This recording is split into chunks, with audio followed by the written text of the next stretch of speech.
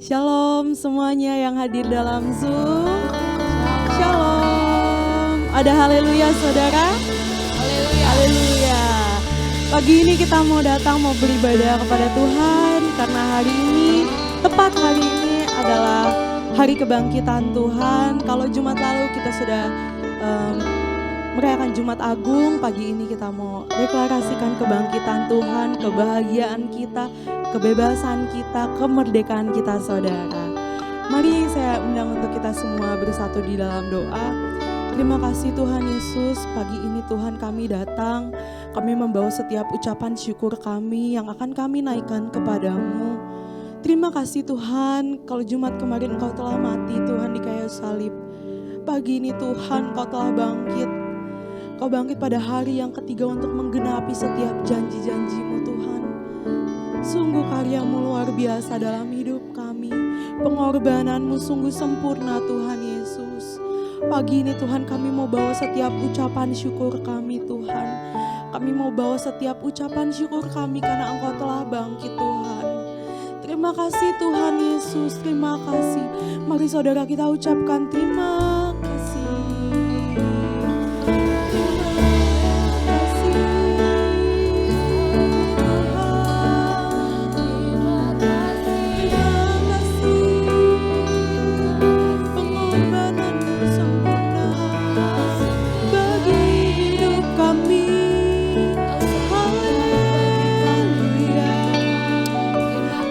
Terima kasih saudara, terima kasih Tuhan, haleluya.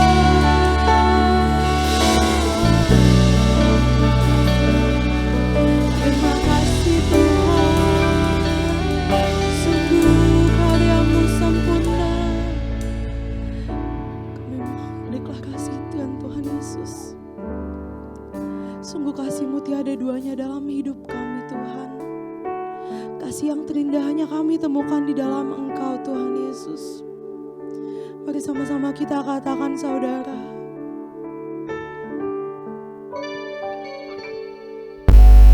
Kasih yang terindah,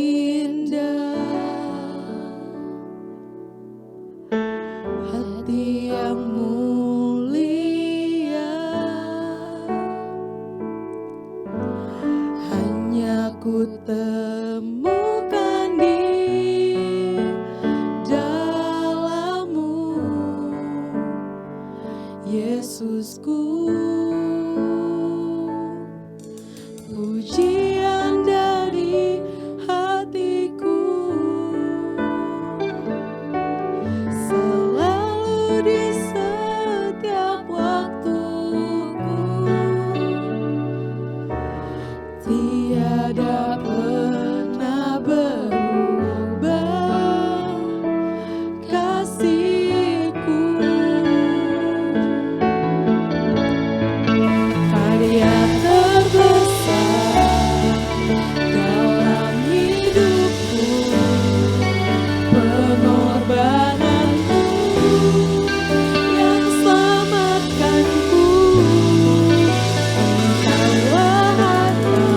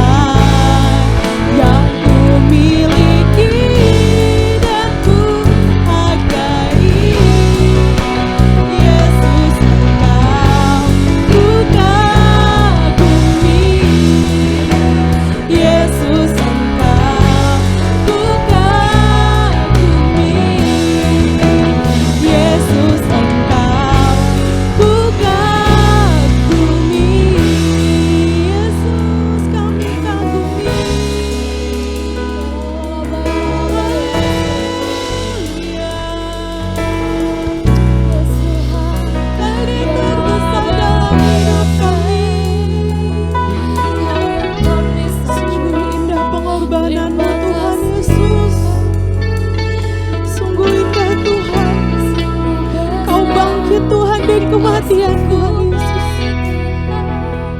Sungguh Kau ajaib Tuhan Yesus. Terima kasih Tuhan Yesus. Haleluya.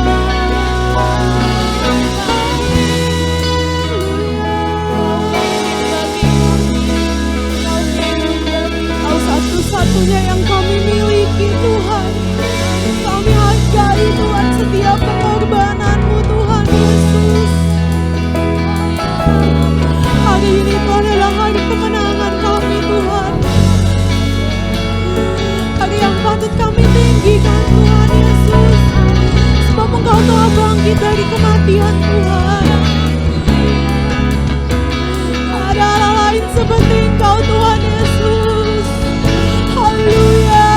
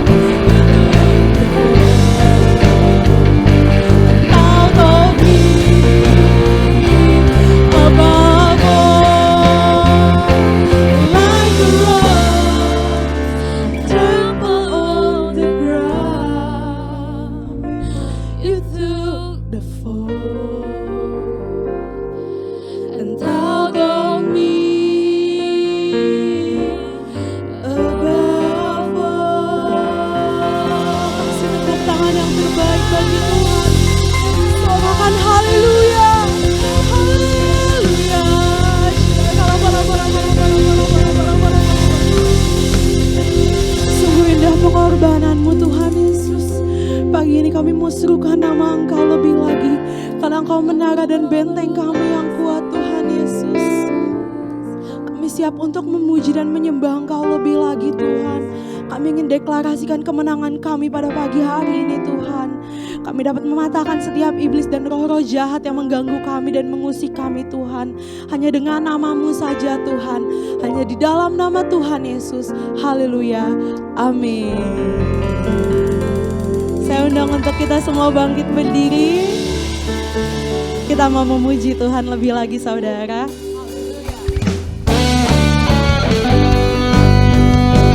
Biarlah Tuhan bangkit dan kita serukan nama Yesus. Haleluya.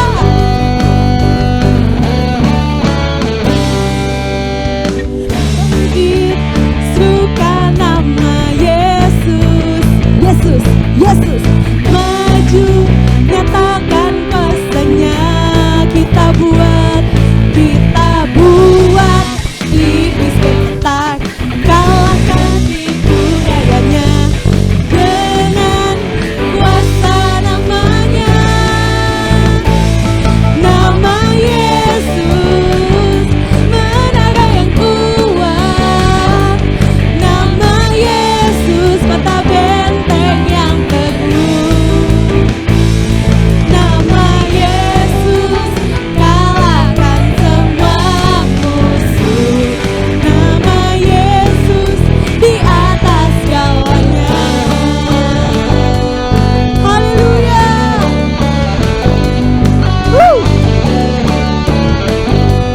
Mari kita serukan nama Yesus saudara.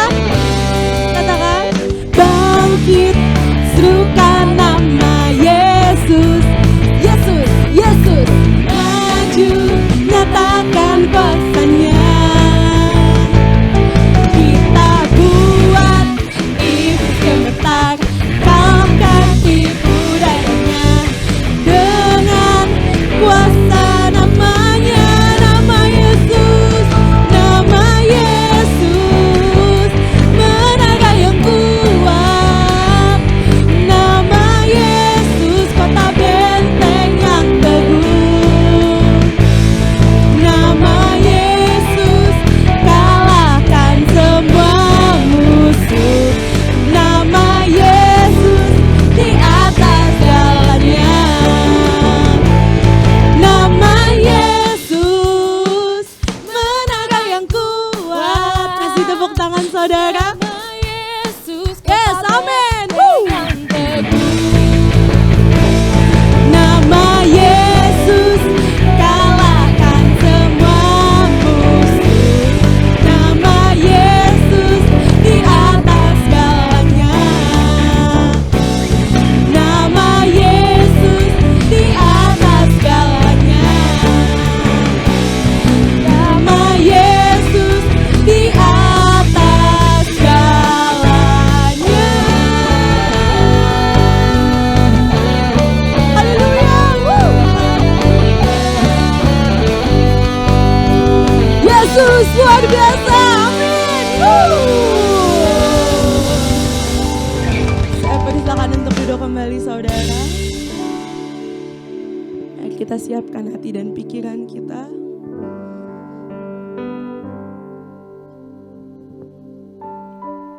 Amin Tuhan Yesus. Saat ku masuk ke hadirat-Mu, bawa persembahan ke tempat kudus-Mu. Pujian ku naikkan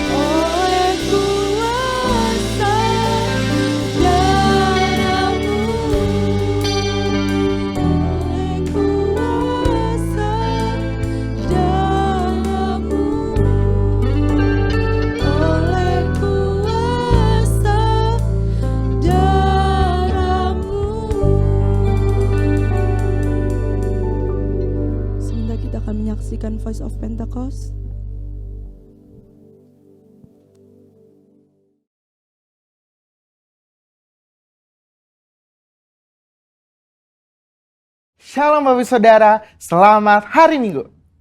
Bulan ini kita merayakan Jumat Agung dan Paskah, yaitu kematian dan kebangkitan Yesus.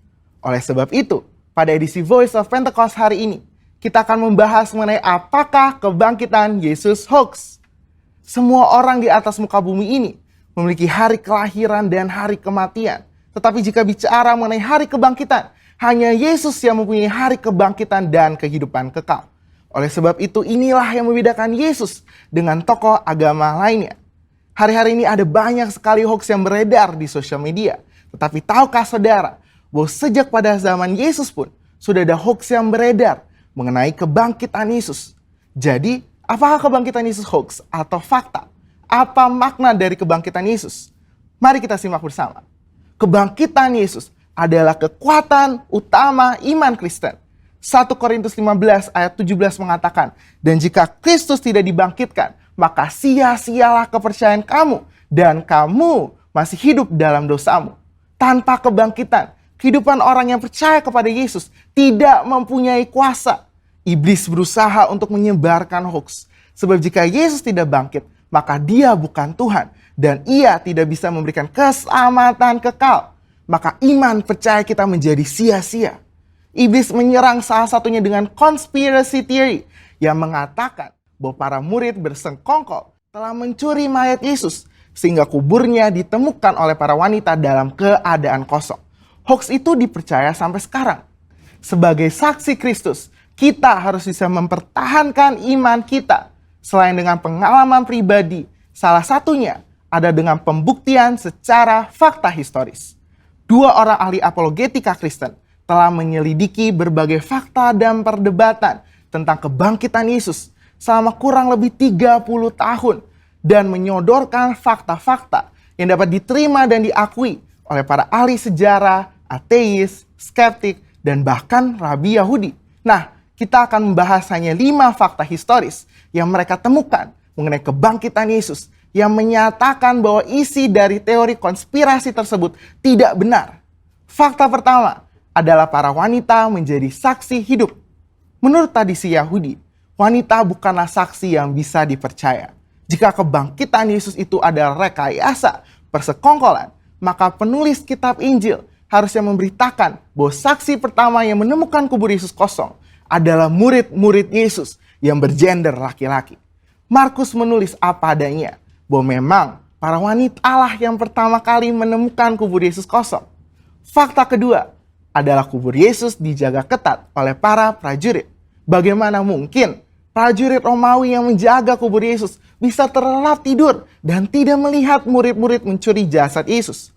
Matius 27 ayat 62-66 menyatakan prajurit Romawi telah menjaga kubur Yesus ketat, bahkan kubur itu dimeterai.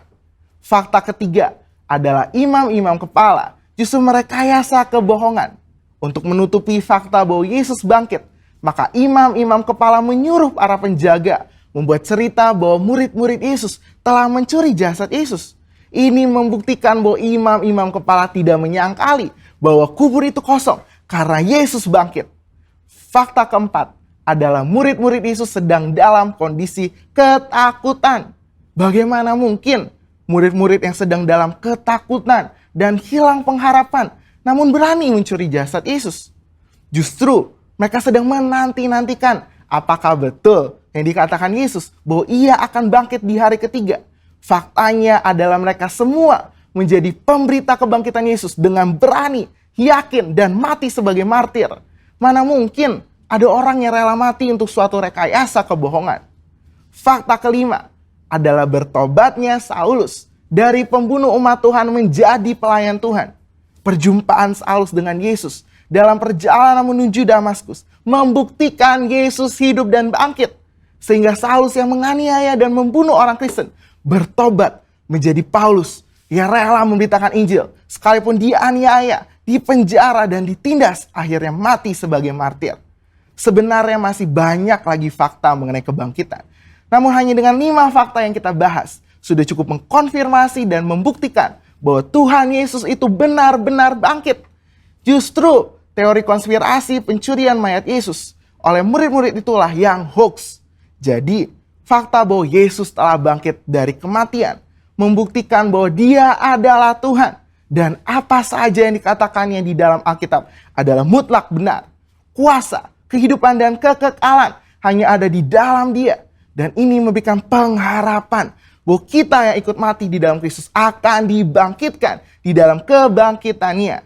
Sebab Dia hidup ada hari esok yang penuh harapan. Dan kita pun memperoleh hidup yang kekal serta segala kelimpahannya. Saudara, untuk penjelasan lebih lengkapnya dari tim teologi kami, jangan lupa buka linknya ada di atas atau scan QR Code yang tersedia.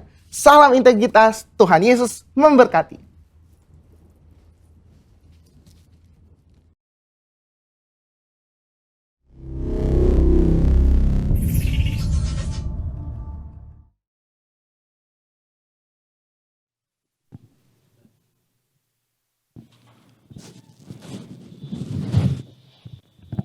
Baik, saudara kasih dalam Tuhan, mari kita siapkan hati kita akan masuk dalam pemberitaan firman. Mari kita bersatu di dalam doa. Bapa di dalam surga, kami bersyukur Tuhan pagi hari ini kalau kami ada bersama dengan seluruh jemaat Tuhan. Dimanapun mereka berada, mungkin yang ada berada di rumah, di perjalanan, berkendaraan, dimanapun mereka yang mengikuti ibadah ini. Mungkin mereka hanya mendengar melalui suara yang ada. Akan tetapi kami percaya Tuhan, pemberitaan firman-Mu tidak ada yang dapat membatasi dan tidak yang dapat untuk tidak boleh digenapi atas setiap umat-Mu. Itu sebabnya pagi hari ini hamba-Mu menyampaikan pesan firman-Mu, urapi hamba-Mu. Bahkan kami buka hati pikiran kami buat benih firman-Mu jatuh. Dan kami pastikan hati kami, hati sebagai tanah yang baik, bejana yang baik, di mana benih firman jatuh, bertumbuh, berakar, berbuah, bahkan semakin lebat, sehingga sampai kedatangan Kristus kali kedua. Terima kasih Bapa, kami sambut firman-Mu di dalam nama Yesus. Haleluya, sama-sama katakan, amin.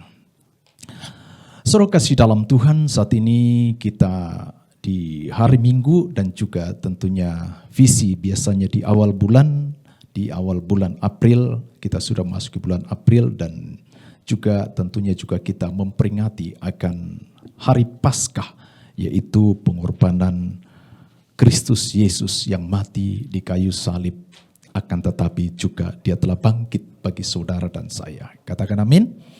Saudara kasih dalam Tuhan, jauh sesungguhnya sebelum kedatangan Kristus, bangsa Israel telah memperingati yang namanya Paskah.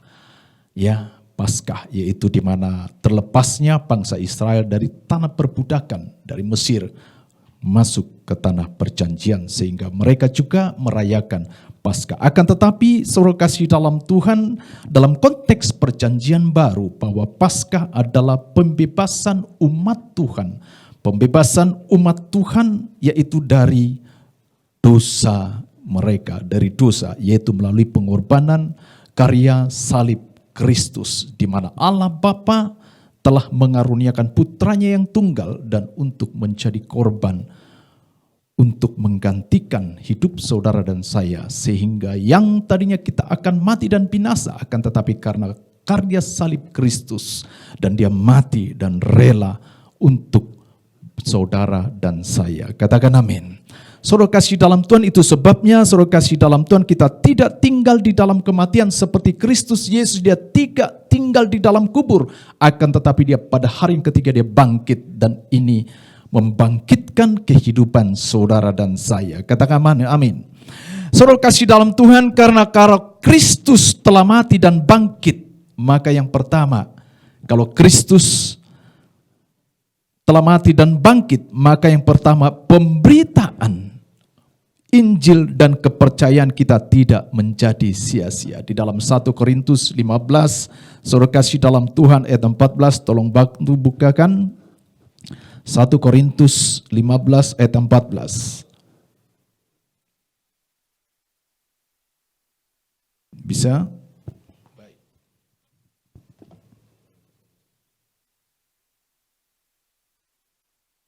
Firman Tuhan berkata demikian, 1 Korintus 15 ayat yang ke-14 berkata demikian. Tetapi andai kata Kristus tidak dibangkitkan, maka sia-sialah pemberitaan kami dan sia-sialah juga kepercayaan kamu. Saudara kasih dalam Tuhan, alangkah berbahagianya saudara dan saya ketika kita mendengar yaitu berita kabar baik. Amin. Berita keselamatan dan berita sukacita. Oleh sebab apa saudara kasih dalam Tuhan? Oleh sebab Injil yang diberitakan adalah kabar baik bagi saudara dan saya. Saudaraku, kalau hari-hari ini banyak berita-berita yang hoaks, berita-berita yang tidak bertanggung jawab, berita-berita yang tidak baik, bahkan juga provokasi-provokasi. Bagaimana agar supaya orang terjatuh, supaya orang terjatuh, saudara kasih dalam Tuhan. Akan tetapi berita yang kita dengar pagi hari ini, bagi saudara dan saya yang telah mempercayai bahwa Yesus Kristus adalah Tuhan dan Juru Selamat saudara dan saya, bahwa Yesus dia disalibkan, dia mati, dia dikuburkan, namun pada hari yang ketiga dia bangkit bagi saudara dan saya. Sehingga pemberitaan Injil ini, kepercayaan kita tidak menjadi sia-sia. Katakan amin. Tentunya saudara saya bersuka citakan hal ini. Katakan amin. Yang kedua, saudara kasih dalam Tuhan, di dalam ayat yang ke-17 berkata demikian. Yang kedua, jika karena Kristus telah mati dan bangkit, maka yang kedua, dan jika Kristus tidak dibangkitkan, maka sia-sialah kepercayaan kamu dan kamu masih hidup di dalam dosa. Saudara kasih dalam Tuhan, kita tidak lagi hidup di dalam perhambaan dosa. Kita tidak hidup lagi di dalam belenggu dosa. Akan tetapi kita menjadi manusia yang baru, yang merdeka di dalam Kristus. Dan dikatakan kita menjadi hamba kebenaran. Amin. Itu sebabnya hal yang harus kita lakukan sebagai hamba kebenaran adalah orang yang tunduk dan taat kepada kebenaran itu sendiri. Dan tidak menyimpang dan tepat seperti yang Tuhan kehendaki. Saudara kasih dalam Tuhan, kejatuhan manusia mula-mula Adam di Taman Eden karena mereka meleset dari kehendak Allah. Mereka berbuat dosa sehingga mereka jatuh di dalam dosa. Itulah hingga sampai saat ini hakikat dosa ada bagi manusia. Akan tetapi saudara dan saya tidak lagi dibelenggu oleh dosa. Sebab Yesus telah menanggung dosa saudara dan saya. Dia naik ke atas kayu salib bagi saudara dan saya. Katakan amin. Sebab itu saudara kasih dalam, karena Kristus telah mati dan bangkit, maka kita tidak lagi hidup di dalam perhambaan dosa. Bagi kita yang hari-hari ini masih bermain-main dengan dosa, mari saya mengingatkan bagi kita, kedatangan Yesus nggak lama lagi. Yesus segera datang. Mari, jangan sampai dia ketemukan saudara saya masih hidup di dalam cacat dan bercela. Lantas yang ketiga, saudara kasih dalam, karena Kristus telah mati dan bangkit, maka kita menjadi orang yang beruntung dari segala manusia. Ayat 19 berkata demikian. Jikalau kita hanya dalam hidup ini saja menaruh pengharapan kepada Kristus, jadi kalau pada saat ini saja, masa-masa di mana kita masih hidup ini saja, kita berpengharapan kepada Kristus, maka dikatakan kita adalah orang yang paling malang dari segala manusia. Artinya tidak ada bedanya dengan orang ataupun pengajaran di luar sana. Akan tetapi saudara kasih dalam Tuhan, hal yang luar biasa bagi saudara dan saya, bahwa kita menjadi orang yang paling beruntung dari segala manusia. Kenapa? Sebab kita menerima keselamatan, kasih dan anugerah dari Tuhan Yesus. Sehingga kelak kita dibangkitkan pada kedatangan Kristus yang kali kedua. Dan kita ada kekal bersama dengan Bapa di surga. Katakan amin. Saudara kasih dalam Tuhan. Makanya saya mengingatkan bagi kita, saudara kasih dalam Tuhan Yesus, bahwa kalau saat ini mungkin kita masuk dalam hal-hal yang katakanlah mungkin di dalam persoalan, ada di dalam penderitaan, ataupun mungkin mengalami hal-hal aniaya, saudara kasih dalam Tuhan, dengar baik bahwa pagi ini, hari ini, Yesus Kristus telah bangkit bagi saudara dan saya. Percayalah, tidak akan selamanya penderitaan itu kita alami. Amin. Dan apa yang kita alami, kesulitan, kesukaran, penderitaan ataupun aniaya yang kita alami di atas muka bumi ini tidak akan pernah sebanding dengan kehidupan yang luar biasa yang akan kita terima kelak ada bersama dengan Bapa di sorga. Tidak akan ada lagi tangisan, tidak ada lagi penderitaan. Yang ada adalah sukacita dan kebahagiaan, memuji dan memuliakan Tuhan. Oh haleluya.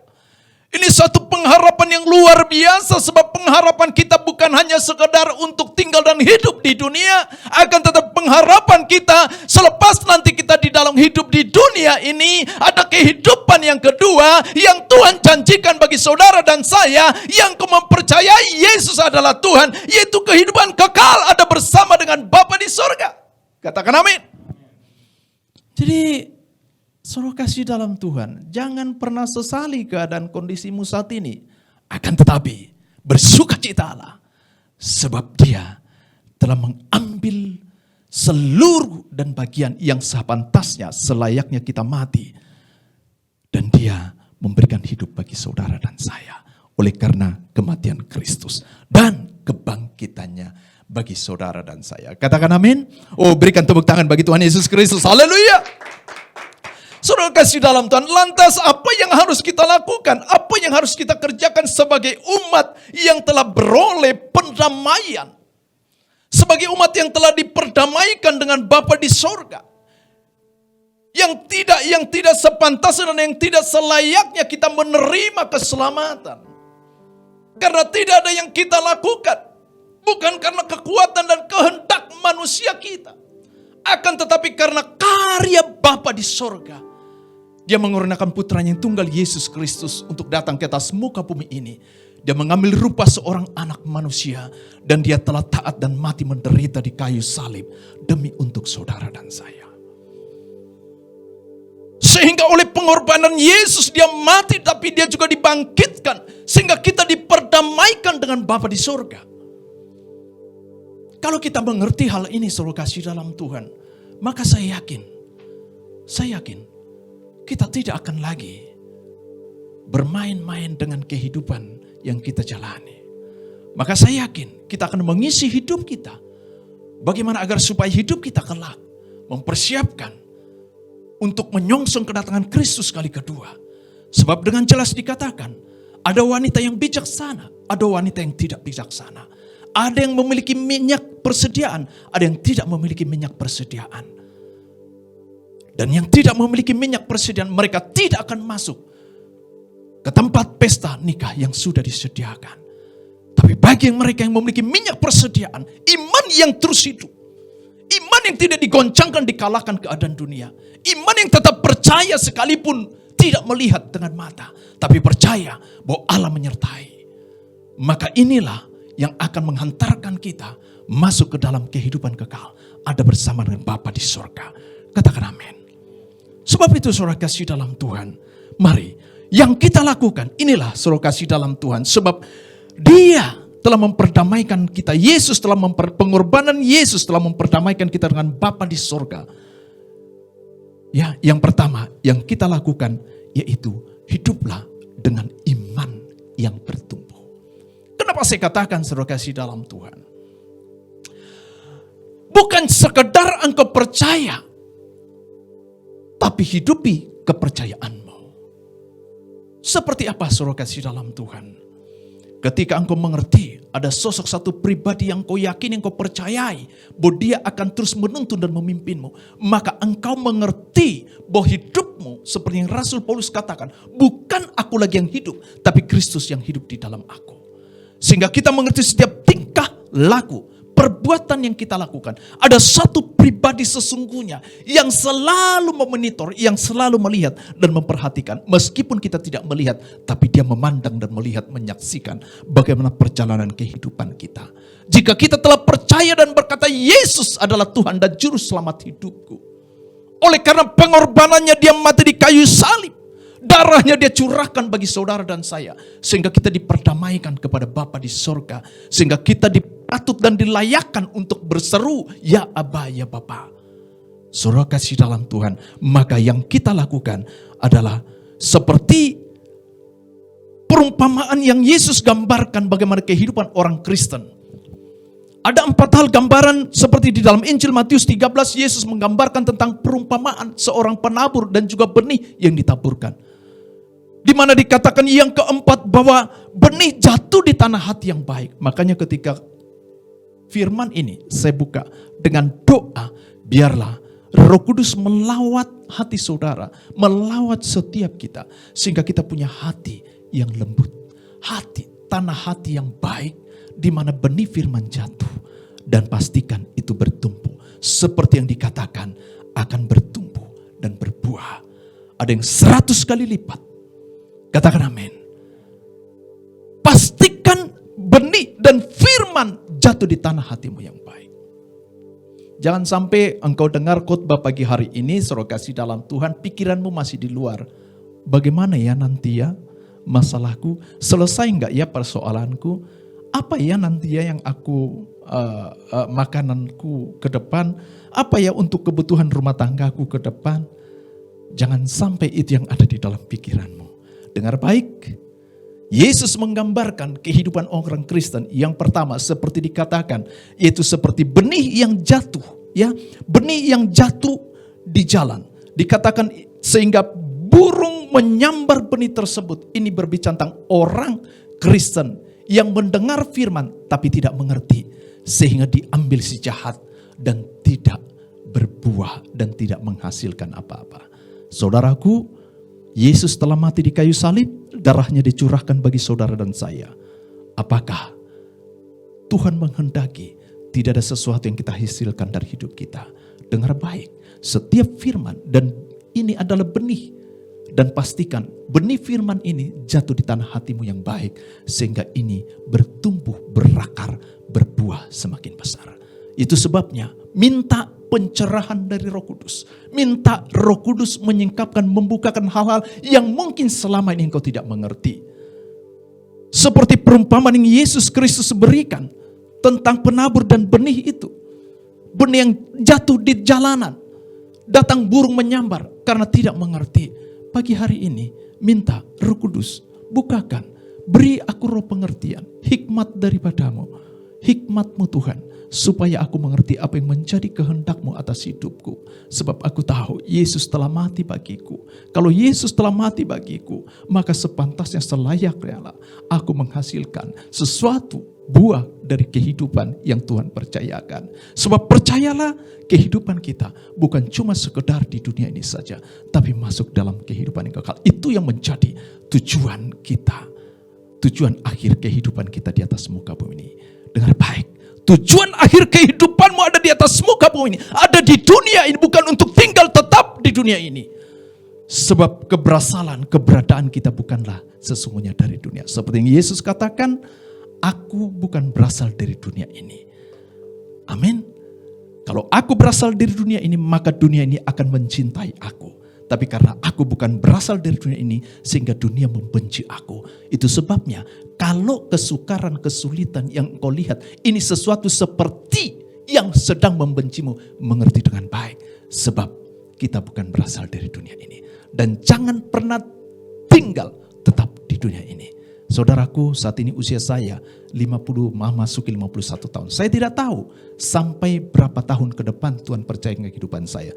Tapi yang saya mau pastikan bahwa sepanjang kehidupan yang sudah Tuhan percayakan ini, ada sesuatu yang saya berikan, satu warna kehidupan, ada satu buah kehidupan yang saya hasilkan. Sehingga melalui kehidupan yang Tuhan percayakan ini, orang lain diberkati dan orang lain melihat ada penyertaan Tuhan atas hidup kita. Katakan amin.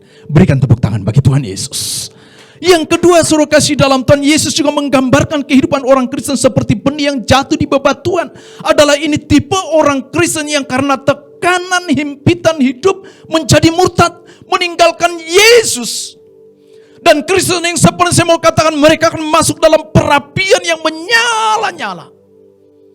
Saudara kasih dalam Tuhan, saya dalam bulan kemarin dan juga dalam bulan ini, saya minimal ada 2 berita yang saya dengar. Saudara kasih dalam Tuhan, apa itu? Yaitu bagaimana orang-orang remaja, orang Kristen, remaja Kristen, anak muda Kristen karena masalah jodoh, karena masalah pekerjaan, mereka menggadaikan, mereka menjual iman mereka. Mereka tidak lagi melihat, menyaksikan. Ya, kadang saya melihat seperti ini, hati saya miris. Tapi apa yang kita dapat perbuat?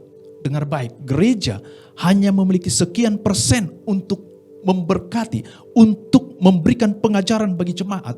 Akan tetapi, dengar baik, 90% ada di tengah-tengah rumah tanggamu, orang tua.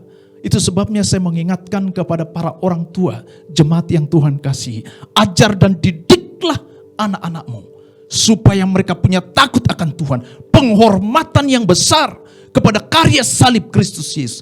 Kalau mereka tidak mengerti ini, maka jangan pernah salahkan kalau mereka menyimpang. Sebab mereka tidak dibawa mulai dari sejak kecil, dididik dengan keras, saya katakan. Dididik dengan keras dengan firman. Tidak ada tawar-menawar. Kekristenan kita adalah tetap dan untuk selamanya. Jangan sampai karena godaan dunia, karena pasangan hidup, karena pekerjaan, karena karir, kita jual iman percaya kita. Saudara kasih dalam Tuhan, Yesus menggambarkan ini seperti benih yang jatuh di bebatuan yang tidak bertumbuh. Ketika matahari datang, layu dan mati, tidak ada sesuatu yang dihasilkan. Itu sebabnya saya mengingatkan kepada saudaraku kasih dalam Tuhan, jemaat yang Tuhan kasihi. Mari pagi hari ini, ingatkan semua keluargamu, ya, bahwa hanya di dalam Kristus Yesus yang adalah jalan kebenaran dan hidup. Tidak ada jalan yang lain. Yesus naik ke surga dan Yesus juga katakan, aku bukan berasal dari mana, aku kembali ke surga. Amin. Itu sebabnya kita tidak salah jalan. Dan tadi saya katakan, oleh kematian dan kebangkitan Kristus, kita bersuka cita sebab berita kabar baik, Injil adalah berita kabar baik, keselamatan bagi saudara dan saya. Amin. Selanjutnya saudara kasih dalam Tuhan, Yesus juga menggambarkan satu perumpamaan yang berkata bahwa benih yang jatuh di semak duri. Ini adalah orang Kristen yang karena kekhawatiran dunia, tipu daya, kenikmatan hidup sehingga mati dan tidak berbuah. Ya Pak, kan memang hidup kami begitu sulit, begitu susah. Ya. Rumah tangga kami kacau. Himpitan, tekanan yang bertubi-tubi. Saudara kasih dalam Tuhan. Mari masuk dalam satu roh pengertian. Jika itu Tuhan izinkan dalam hidupmu, artinya ada sesuatu yang Tuhan mau perbaiki dalam kehidupan kita. Ya, yang kedua, jika itu Tuhan izinkan atas hidupmu, sesungguhnya Tuhan sedang membentuk hidupmu untuk mempersiapkan hidupmu untuk semakin kuat dan semakin tangguh menghadapi situasi yang sedang terjadi hari-hari ini. Jangan karena masalah ekonomis terus kemudian engkau melupakan, engkau tidak fokus, engkau tidak datang dan beribadah, dan engkau tidak pernah bersekutu dengan Tuhan. Bahkan engkau mengabaikan, bahkan engkau tidak mempercayai akan kuasa doa. Yesus sepanjang pelayanan yang dia lakukan, dia tidak pernah melupakan untuk dia punya waktu yang khusus datang berdoa kepada Bapa. Kenapa? Karena dia tahu misi yang sedang dia bawa, dia tetap harus melekat kepada Bapa. Itu sebabnya pagi hari ini, jika Tuhan masih percayakan saudara dan saya hidup di atas muka bumi ini, di dunia ini, ya mari melekatlah kepada Dia. Himpitan apapun yang kita alami, jangan sampai itu mengaburkan iman percaya kita, bahkan menggadai iman kita, dan kita meninggalkan iman percaya kita. Tapi pagi hari ini, mari sadari dengan betul, Yesus Kristus, Dia telah mati, disalibkan, dikuburkan, tapi pada hari yang ketiga, Dia bangkit bagi saudara dan saya. Katakan amin. Berikan tepuk tangan bagi Tuhan. Bangkit. Kita naikkan satu pujian ini. Tadi dikatakan pujian ini sebagai pribadi orang yang bersuka cita. Bangkit, suka Galakkan nama Yesus. Yes. Maju, galakkan kuasanya. Kita buat iblis gemetar, galakkan tipu dayanya dengan kuasa namanya. Amin. Tetaplah kuat dan teguh di dalam Tuhan. Engkau tidak dikalahkan oleh dunia ini, tapi kalahkan dunia dengan kuasa Tuhan. Kalahkan semua musuh, nama Yesus di atas segalanya. Yang kedua, saudara kasih dalam Tuhan. Apa yang Tuhan kehendaki dari kehidupan saudara dan saya sebagai pribadi yang sudah ditebus oleh darah Yesus Kristus. Dia mati dan tapi dia juga dibangkitkan. Yang kedua, saudara kasih dalam Tuhan, yang pertama, hiduplah dengan iman yang bertumbuh. Dan yang kedua, hiduplah di dalam kekudusan. Saudara kasih dalam Tuhan, Rasul Paulus di dalam Roma 6 ayat 12 sampai dengan 13 berkata demikian. Roma 12.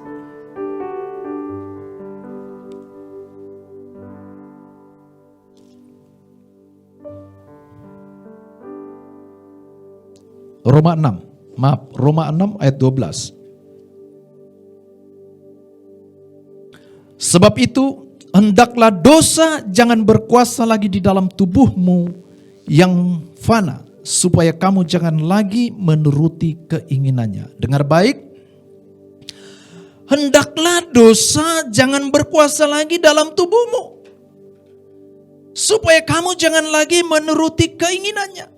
Saudaraku kasih dalam Tuhan, keinginan ini yang tadi saya katakan, kejatuhan Adam dan Hawa, ya, menjadikan hakikat dosa itu ada pada manusia hingga sampai saat. Tapi kuasa dosa sesungguhnya itu sudah dikalahkan, ditaklukkan oleh karya salib Kristus di Kalvari bagi saudara dan saya. Amin. Tapi saudara kasih dikatakan, sebab itu hendaklah dosa jangan berkuasa lagi dalam tubuhmu yang fana, supaya kamu jangan lagi menuruti keinginannya. Dengar baik, keinginan manusia cenderung melakukan pelanggaran. Makanya Rasul Paulus juga katakan, biarlah kiranya keinginan yang kita lakukan bukan untuk sekedar memuaskan keinginan manusia daging kita, akan tetapi keinginan manusia roh kita. Katakan amin. Sebab keinginan roh itulah yang harus kita kerjakan, agar supaya kelak ketika Kristus Yesus datang kali kedua, melihat dan memperhatikan kita mengenakan jubah kekudusan. Amin. Saudara kasih dalam Tuhan, sehingga Rasul Paulus katakan, supaya kamu jangan lagi menuruti keinginannya. Keinginan apa saudara kasih? Keinginan untuk meleset, untuk menyimpang dari kehendak Tuhan. Amin. Nah, sebab itu saudara kasih dalam Tuhan, Tuhan memberikan kehendak bebas bagi kita untuk kita memilih. Sebabnya kuduskanlah pikiran dan perbuatan kita supaya apa yang kita lakukan berkenan kepada Bapa. Minta Roh Kudus untuk terus menguasai, mengendalikan pikiran, perasaan kita, sehingga perbuatan kita adalah perbuatan yang berkenan kepada Bapa di sorga. Nah, saudara kasih dalam Tuhan, di dalam kitab Wahyu 22 ayat 1 ayat 12 berkata, menjelaskan bagaimana kedatangan Kristus. Dikatakan, sesungguhnya aku datang segera dan aku membawa upahku untuk membalaskan kepada setiap orang menurut perbuatannya. Itu sebabnya mari kita perhatikan, kalau kita telah menerima darah Yesus Kristus, telah mensucikan, menguduskan kita, dan kita telah menjadi manusia baru, mari kita perhatikan, perbuatan kita adalah perbuatan untuk memuliakan Tuhan. Jangan lagi tinggal dan hidup di dalam perbuatan dosa. Bahkan jangan turuti keinginan dosa yang hendak membawa meleset, menyimpang dari kehendak Bapa. Amin. Itu sebabnya yang kedua, mari saudara kasih dalam hidup di dalam kekudusan. Jaga kekudusan hidup saudara dan saya.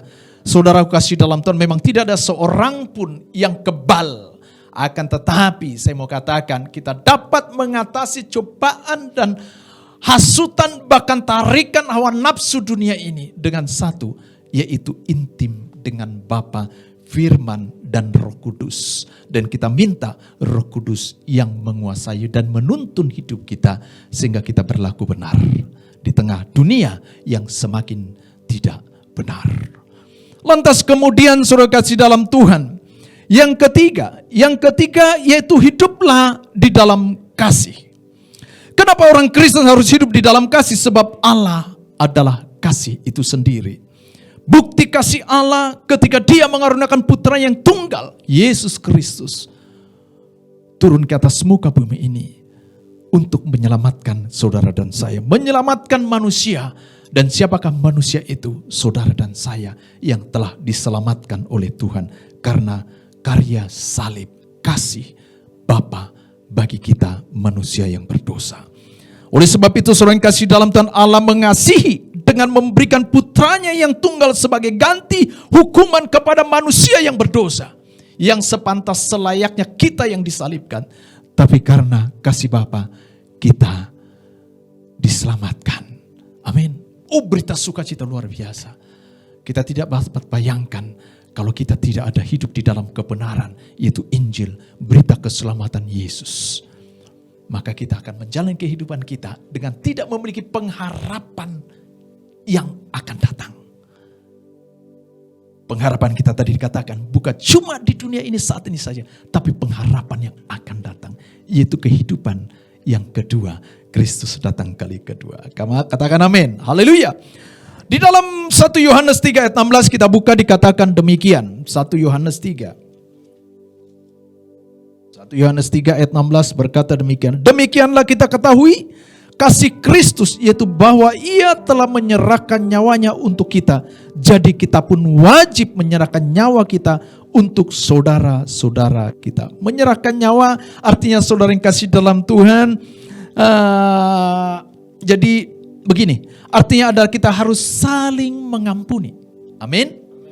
Saling mengampuni dan tidak memendam dendam, ya. Dan tidak menyimpan kesalahan. Menyerahkan hidup kita bagi saudara kita sebagai bentuk kasih. Karena Bapa mengasihi dan mengampuni dosa dan salah saudara dan saya. Sehingga tidaklah sepatutnya kita tinggal tetap di dalam kehidupan yang saling membenci satu dengan yang lain.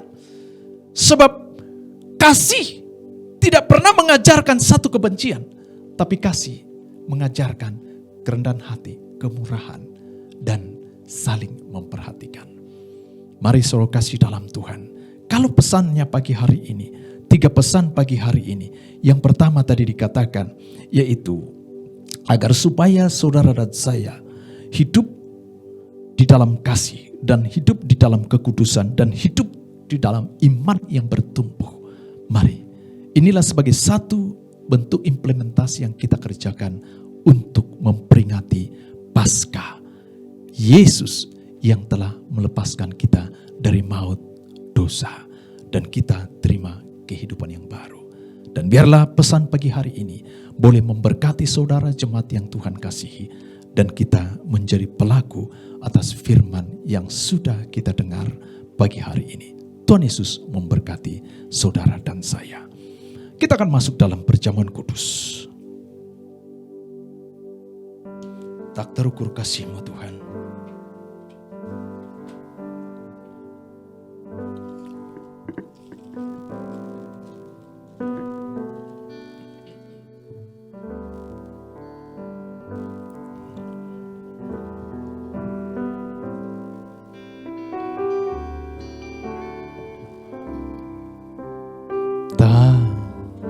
Terukur kasih-Mu Yesus, Kau telah mati gantikan hidup, Kau curahkan darah untuk tebus dosaku. Sekali lagi katakan, Kau terukur kasih-Mu Yesus, Kau telah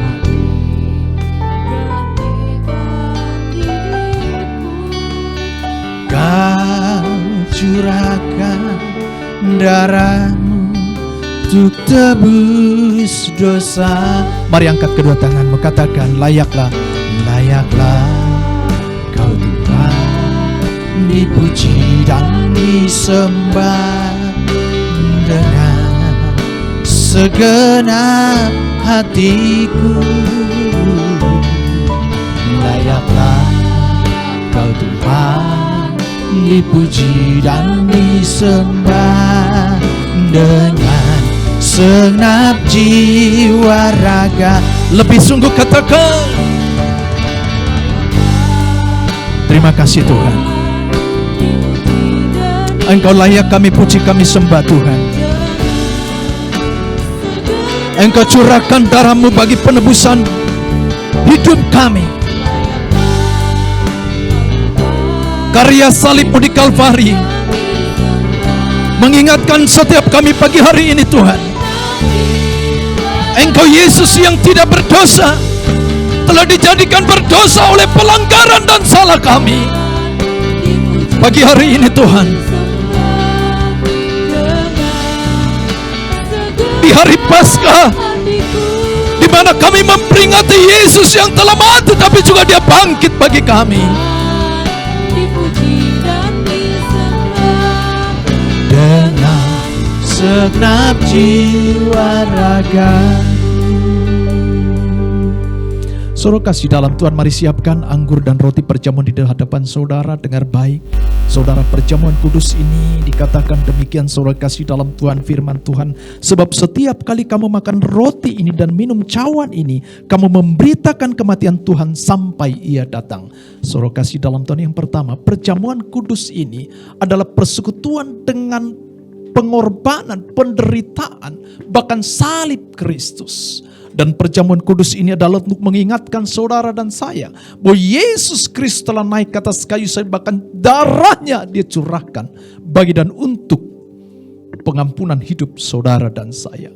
Dan yang ketiga, perjamuan kudus ini adalah sebagai satu bentuk di mana karya Allah yang sangat mengasihi saudara dan saya, Dia mengaruniakan putranya yang tunggal bagi saudara dan saya. Dan Dia telah mati, Dia menderita dan Dia mati di kayu salib, Dia dikuburkan, namun pada hari yang ketiga Dia bangkit. Dan hari ini biarlah kiranya melalui penderitaan dan kematian dan kebangkitan Kristus kita dipersatukan, dan melalui perjamuan kudus ini mengingat bagaimana karya Allah yang luar biasa bagi saudara dan saya. Mari saya berikan saudara, buka hatimu sebelum kita masuk dan sebelum kita menerima roti dan anggur perjamuan ini. Apabila hari ini, saat ini, masih ada hal yang masih menyimpang daripada apa yang Tuhan kehendaki atas hidupmu, hidupku, pagi hari ini kita minta ampun kepada Tuhan. Mari saya berikan saudara sejenak untuk berkata-kata, mengucapkan pengampunan, kasih, berkat bagi siapapun mungkin yang telah menganiaya engkau, ataupun masih ada pelanggaran dosa yang kita sembunyikan pagi hari ini. Mari supaya Tuhan bebaskan kita dan kita menjadi pribadi yang sungguh merdeka di dalam Kristus. Ampuni kami Tuhan, ampuni kami, ampuni kami, ampuni kami Tuhan Yesus. Ampuni dosa dan pelanggaran kami.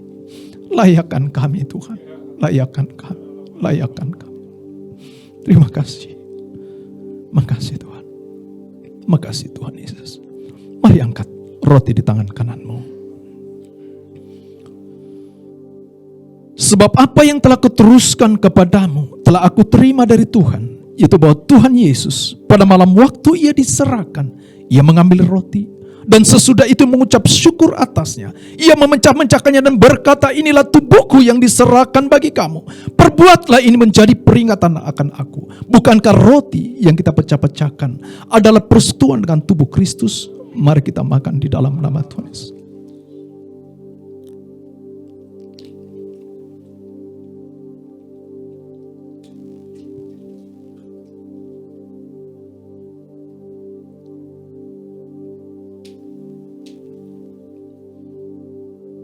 angkat anggur di tangan kananmu tinggi-tinggi. Demikian juga ia mengambil cawan sesudah makan lalu berkata, cawan ini adalah perjanjian baru yang dimeteraikan oleh darahku. Perbuatlah ini setiap kali kamu meminumnya, menjadi peringatan akan aku. Bukankah cawan ucapan syukur, yang atasnya kita ucapkan syukur, adalah persekutuan dengan darah Kristus? Mari kita minum di dalam nama Tuhan Yesus.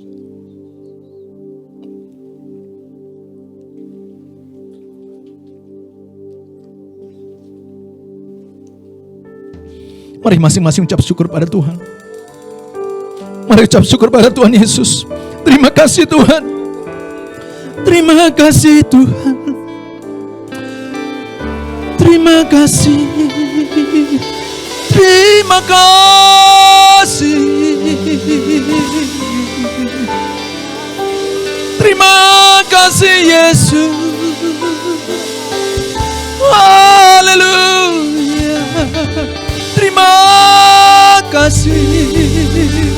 Engkau serahkan tubuhmu, Engkau berikan darahmu, Engkau menderita, Engkau mati bagi kami, supaya kami hidup di dalam kematian dan kebangkitan-Mu. Oh, kasih-Mu yang besar bagi kami Tuhan. Terima kasih Yesus.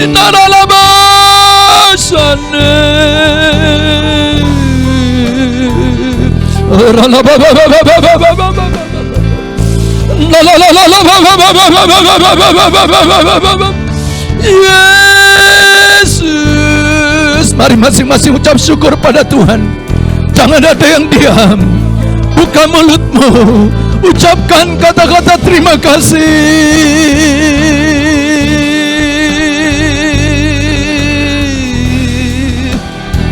Terima kasih Tuhan Yesus. Terima kasih Yesus. Makasih.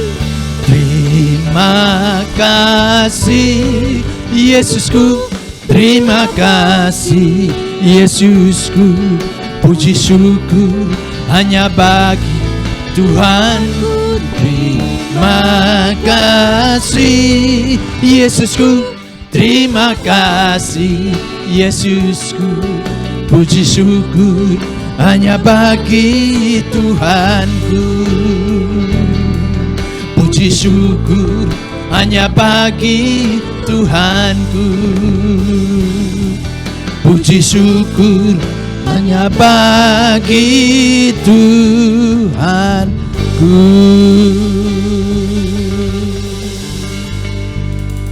Terima kasih Bapa, terima kasih. Segala puji, hormat dan syukur kami bagi Kristus Yesus Tuhan dan Juru Selamat kami yang telah memberkati kami terlebih firman-Mu, biar menjadi rema atas hidup kami dan kami menjadi pelaku firman-Mu. Dalam nama Yesus kita yang telah berkati, mari sama-sama katakan amin. Puji Tuhan. Baik, saya persilakan saudara kembali duduk. Kita akan dengarkan pengumuman.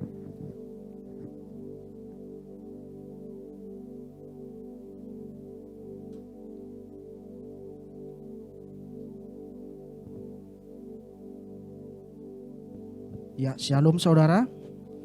Puji nama Tuhan. Pertama-tama kami mengucapkan terima kasih kepada hamba-Nya, kepada Bapak Pendeta Rudi Siregar yang sudah membawakan kebenaran firman Tuhan pada pagi hari ini.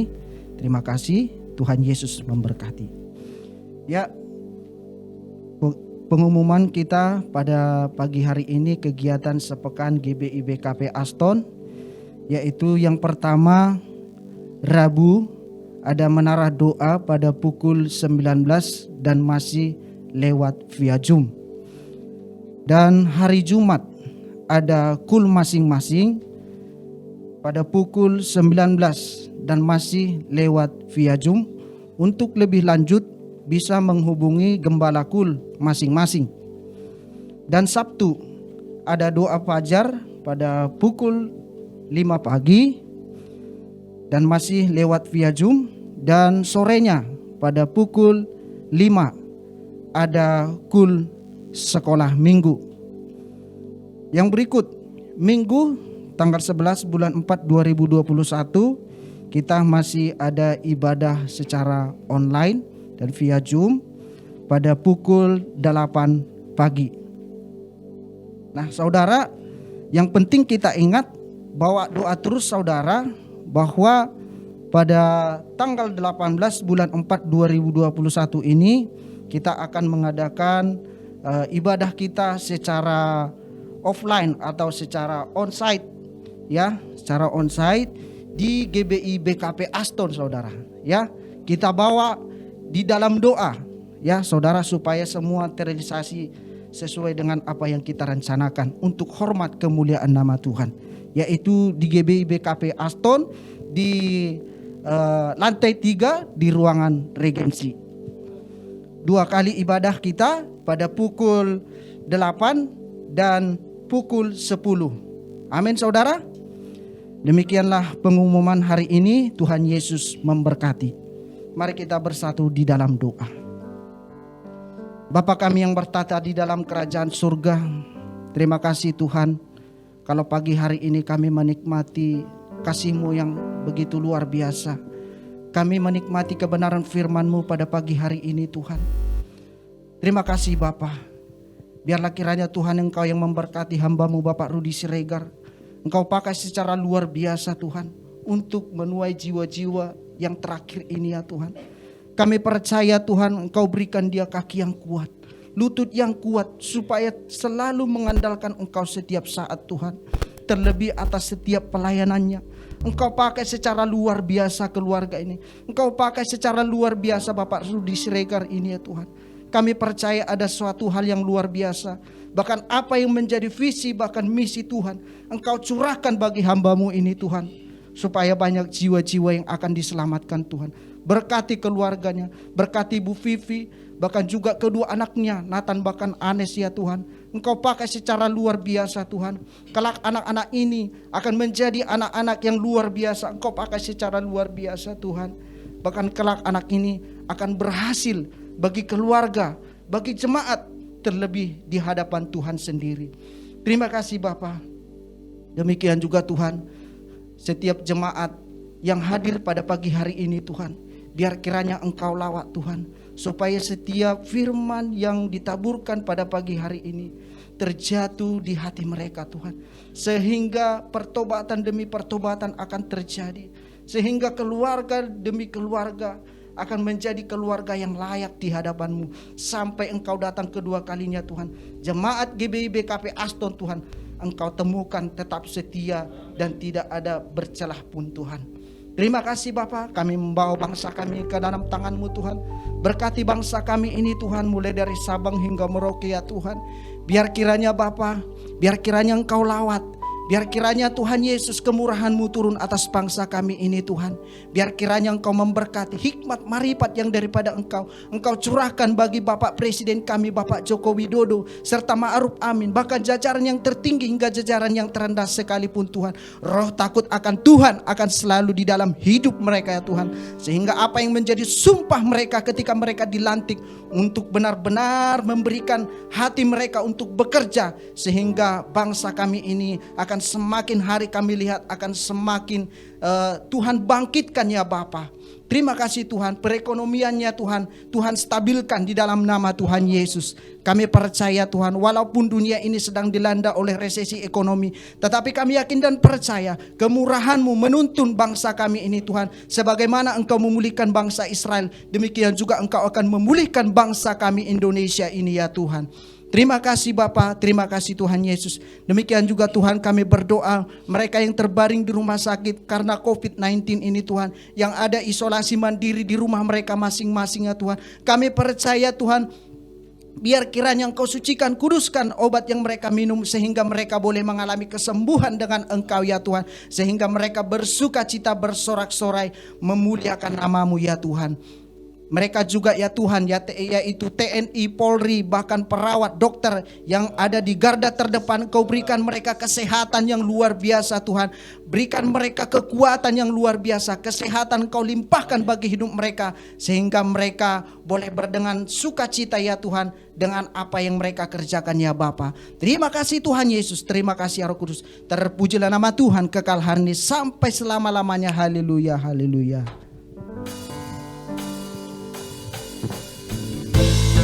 Mari kita bangkit berdiri seru kasih dalam Tuhan.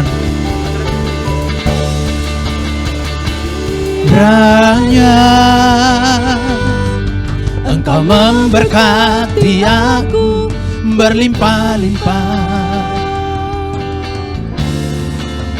dan memperluas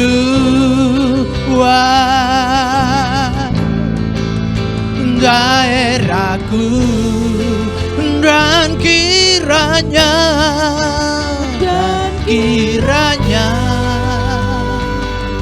tangan-Mu menyertai aku dan melindungi aku. Amin. Daripada malapetaka sehingga kesakitan tidak menimpa aku. Sekali lagi katakan lebih sungguh-sungguh. Kiranya Engkau memberkati aku berlimpah-limpah. Diberkatilah hidupmu, rumah tanggamu, usaha pekerjaanmu. Diperluas Tuhan, dibawa naik oleh Tuhan, dituntun dan dipimpin oleh Tuhan daerahku.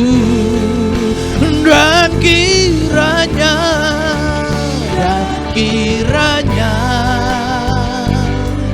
tangan-Mu menyertai aku dan melindungi aku.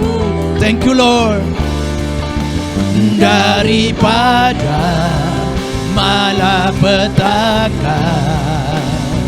sehingga kesakitan tidak menimpa aku. Mari angkat kedua tanganmu. Kasih yang berlimpah-limpah dari Allah Bapa di dalam surga, di dalam Putra yang tunggal Tuhan kita Yesus Kristus, persekutuan indah yang manis dengan Roh Kudus yang terus menyertai saudara mulai dari pagi hari ini sampai Maranatha, hidup kekal selama-lamanya. Yang selalu percaya, mari sama-sama katakan amin. Baik, selamat Paskah. Tuhan Yesus berkati saudaraku, jemaat yang Tuhan kasihi.